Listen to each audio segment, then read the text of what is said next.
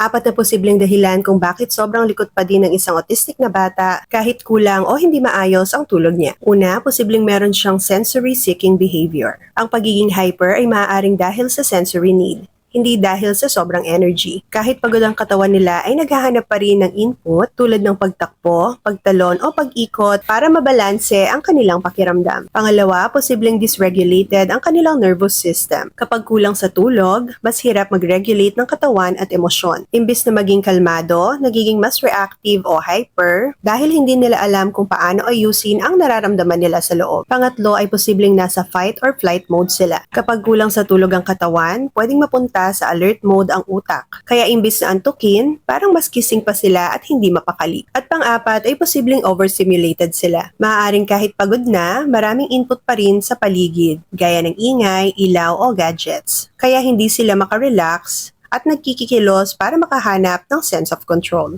Kung madalas mangyari ito at nahihirapan na kayong i-manage, mas magandang kumonsulta sa isang occupational therapist para mas angkop ang sensory strategies na magawa nila para sa inyong anak.